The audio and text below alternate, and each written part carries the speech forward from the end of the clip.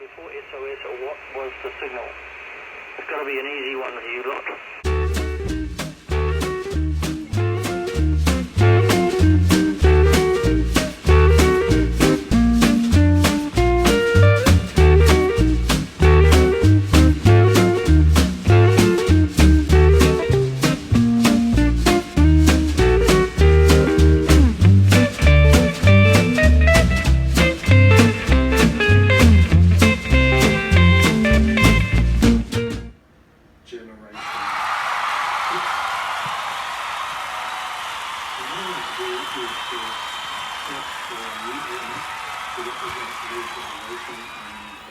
Be still, my beating heart. We have a new toy to play with, and I was not expecting this for ages, but it has arrived.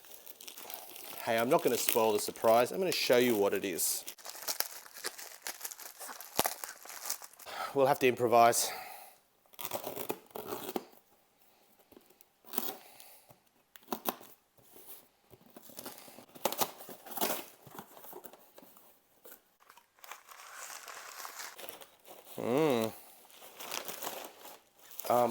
It is really heavy, and it says here, save up to 10 points and receive a free gift. So there you go. So we will hold on to that. Certainly substantial. Check it out. It is a high mound HK703. It's got a beautiful solid metal base. It feels like it's in good working order. So I will be firing up some new transceivers that I have on the go, and getting this bad boy or girl. I don't know if I've decided what sex I'm going to make my Morse keys. We'll wire it up and we'll have a look at it. Hi folks, we're at that point in the video where I'm going to ask you to please encourage this madness by hitting the like and subscribe and the notifications bell if you want to see new content that comes up. And I'm never going to ask you to go to my Patreon page because I don't have one. But what I will ask you to do is maybe pop over to my Redbubble store, links below, where I've got a little bit of ham merchandise. And if you encourage me by maybe buying a sticker or a t-shirt or something, stick on your rig, or buy a hat for going out on one of those field days, I will happily make more. This is my ham radio hat, and here is the CW shirt. And if you buy this shirt, you will be one of the only people on the entire planet that owns it, because thus far, nobody's bought one. So, get in quick. Well, hey, they're not going to run out. They're being made by Redbubble, but get in quick, buy a shirt, encourage the channel, encourage my creativity, because if I sell a shirt, the next shirt that gets sold, I will make a new design, something amazing. So please encourage the creativity, encourage the madness. Back to the video.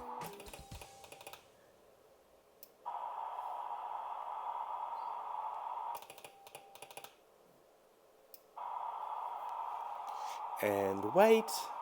Oh no, this time of day on 80 meters, hey, dead as a doornail.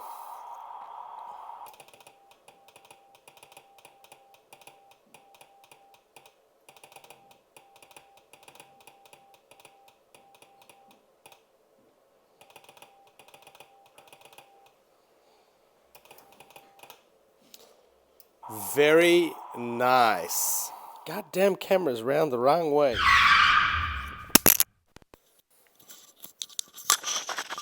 Wish I had $1 for every time I've dropped the microphone. Okay, welcome to another installment of The Art of Engineering, and we are hamming it hard in this episode. We are going to finish off our Oz QRP 40 meter rig this time. So we now have a 40 meter rig and an 80 meter rig, and I'm going to also put my direct conversion receiver, which has been sitting on the bench and being dragged around and partially destroyed, in its case, which is an old chocolate box that my grandmother had. We are going to try and pair that with the Mooncake transmitter and do a QSO. It's been coming for so long that I still don't believe there's going to happen. Something will go wrong. It always goes wrong, but we'll get there. And so by the end of this episode, hopefully, I'll be able to show you a working 40-meter rig, and I'll also be able to show you a working receiver transmitter combo.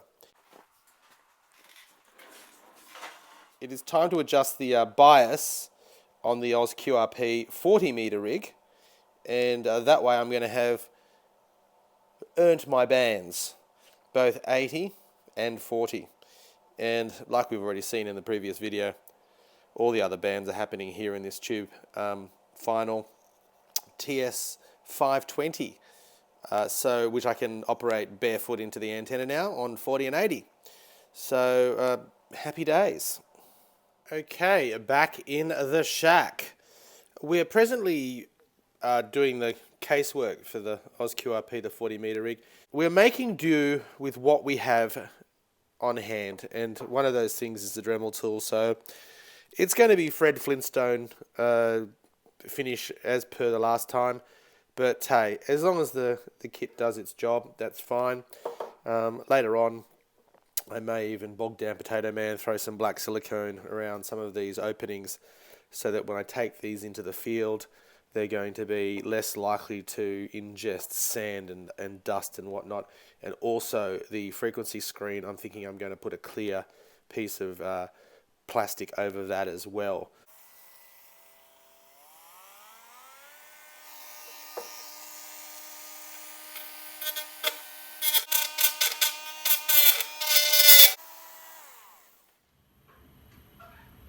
We can always tidy this up with the file set when it arrives.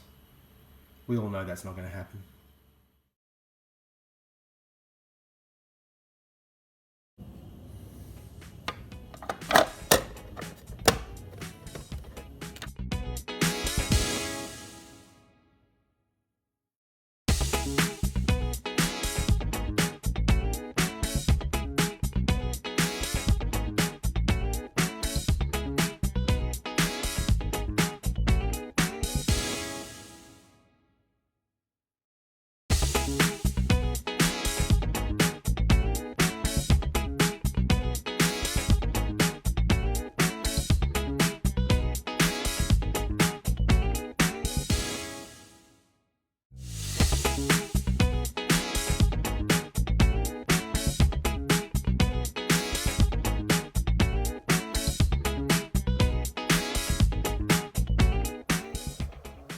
And here is the finished 40-meter rig, and as you can see, I've already pimped it up a bit. Yellow dial so that I can tell it apart from its twin, the 80-meter rig, although, you know, the numbers are normally a dead giveaway.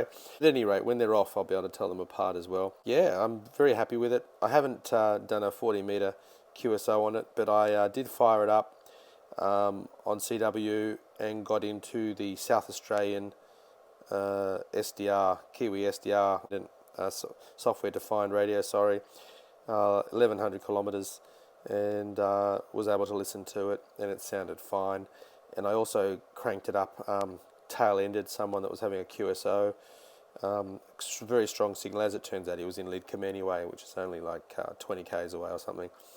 But he said the signal was 5x7, probably about 3 or 4 watts double sideband. So I'm pretty happy with it. He said it was sounding fine. Plan is to get this going and have lots of fun with it. It is blowing a gale outside. I am in COVID isolation. I've got the plague, and so we are busy building kits. We've just finished the Oz QRP 40-meter rig, and it is working a treat. Haven't had a chance to do a QSO on that, but now we are returning our attention to our rough and ready, ugly build, Manhattan style direct conversion receiver that you've seen in other videos. I'll put a link to a few of the videos where I've talked about this receiver and who designed it and whatnot. It's a bit of a hodgepodge between a couple of different designs at any rate, and we are putting it in a beautiful old chocolate box my grandmother left me, and so we will have a receiver to go with our mooncake transmitter. And when this is done, I'll put them both together, I'll show you them both, and hopefully this video will be the video where we actually get a QSO on the pair, and that will be the first QSO I've made on gear that is wholly constructed by me, aside from the SWR meter, which, you know, really I don't actually know. I won't put the SWR meter in because I don't need it, so I can actually go barefoot straight into the antenna now. We will see how well this all works. Now, I know this receiver is not the best receiver that's ever been made. It's my first effort at a receiver, but hey, it'll be nice to have it in a box. I'm not going to use mounts and whatnot. It would be a lot of rewiring to do that. I'm not going to attempt fate for the thing not to stop working.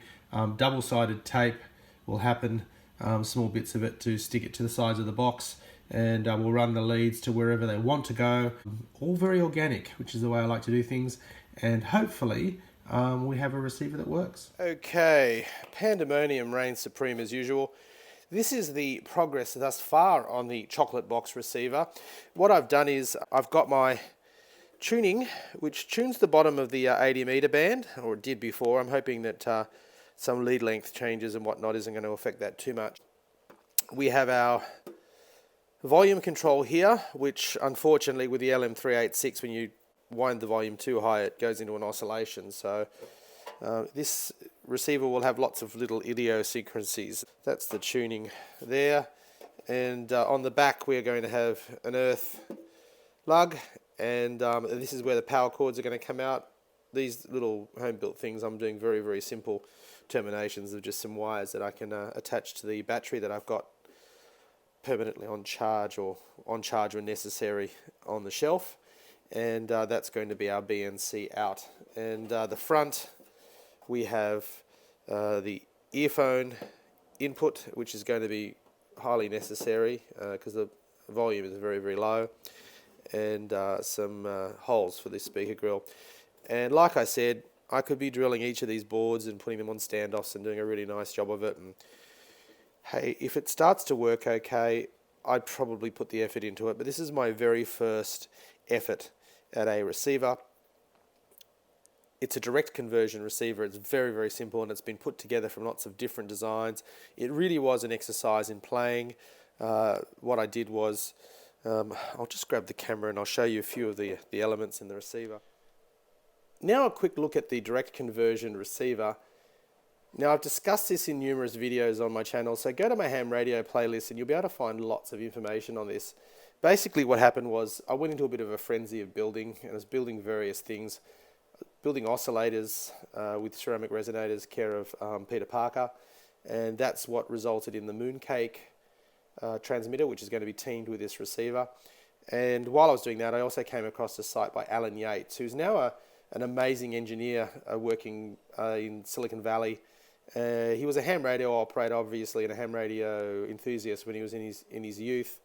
And so this shows you how far that sort of technical yearning can take you should you get into it young enough. I unfortunately do not have the brain space, the intellectual architecture. But at any rate, he was doing he designed this ceramic resonator oscillator, and he also designed this front end, and the double balanced diode mixer is Charlie Morris design. So I didn't use his design, or quite the same design. So this is a mishmash, and Mr. Yates did his own discrete transistor amplifier, and that's probably what I should have done. Unfortunately, I had a Pixie design that I'd started building with an LM386 amplifier, and so I thought, well, why not use the amplifier? Everything else didn't work on the design, and it's a little bit touchy, but anyway, it does the job. So this was a hodgepodge of circuits, but really a great opportunity to experiment, to play around. So will I be able to receive a signal on this, and will I be able to team it with the mooncake transmitter and with 400 milliwatts make a contact? I don't care if it's next door. I'm not going to organize the QSO. I'm not going to try and do a sked. I'm going to try and actually get a contact. So it's been a battle royale. It's been a long day, but a very enjoyable day. Very self-indulgent. Been sitting in the shack building kits, finishing off kits, building homebrew receivers, and basically having the time of my life. As I got the chocolate box receiver into its chocolate box, we had some issues. The oscillator wasn't working, and I thought it was a transistor. I took a transistor out, tested that, thinking it had failed. There was some other wiring near it that had failed, courtesy of the receiver having been caseless for so long and being dragged around on the bench and whatnot, and then having to be pushed into the case. So some things definitely went wrong, and I'm just looking for the evidence of one of the problems that we had, and I probably won't be able to find the damn thing now, but we had a ceramic resonator failure, and yeah, no, can't find it, but little blue 3-pinned ceramic resonator, and you know, you've seen them on Peter Parker's videos a million times. Anyway, the lead had started to fracture, and that's what the issue was with the oscillator. So one of the issues, apart from the wiring issues. So 2 problems in one place, the most critical place in the receiver, of course.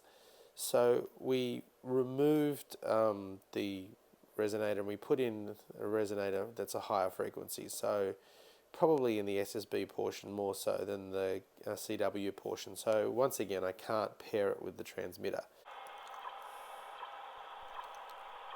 And I couldn't help myself. This is with it closer, and as I grab the antenna, you can see I become an antenna. So there's not a lot of signal coming out of this antenna. But you know, it's 80 meters, so tiny antenna like that, you wouldn't expect a lot to come out. And we'll just fire up the chocolate box under the same circumstances. You're about to hear it.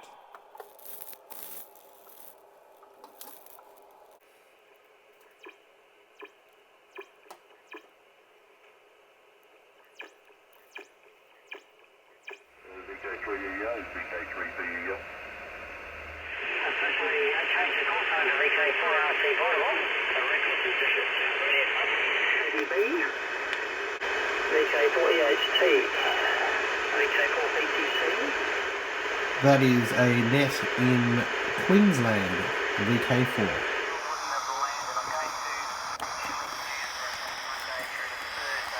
Closest approach, but there was a few clouds around it. Couldn't see very well. You could see it there. So it actually sort of passed, so it's probably somewhere else. But, close enough on the signal. One of them was the main identified signal of distress before SOS. Back in the days where American Morse code was different to Marconi Morse code, one letter specifically was different, i.e. the number 5 and 0 was a crossover. But before SOS, what was the signal? It's got to be an easy one for you lot. It was CQD. VK4BZ, so that would be CQD. Correct. Wow, you are still here. I would just like to say a huge thank you for sticking around right to the end of this video. Hope you've enjoyed watching it as much as I've enjoyed making it, and as much as I've enjoyed making all the stuff that you've seen in this video. Some of it's really good. The Oz QRP rig's fantastic. The direct conversion chocolate box receiver, it's a thing to behold. It is a bit twitchy, but it's, like I said, it's going to be teamed up with the mooncake, and it's just seen as a bit of a challenge. And down the track, I'm sure I'm going to make things that are a lot better and a lot more sophisticated, but you have to start somewhere. Remember to like and subscribe. Please share this channel with as many people as you can, and I'm just trying to grow the subscriber base. I'm about 3 or 4 from 800 now. When I started doing these videos, I was at about 400. So I've almost doubled what I had originally, and the channel has been organically growing since 2007, I think, through a number of iterations of things that I've been interested in. But at the present moment, and I think for the foreseeable future, it's going to be largely about technology, engineering, and ham radio, but maybe from a little bit of an artistic direction. 7-3, and I hope to see you with the next video. Toodaloo.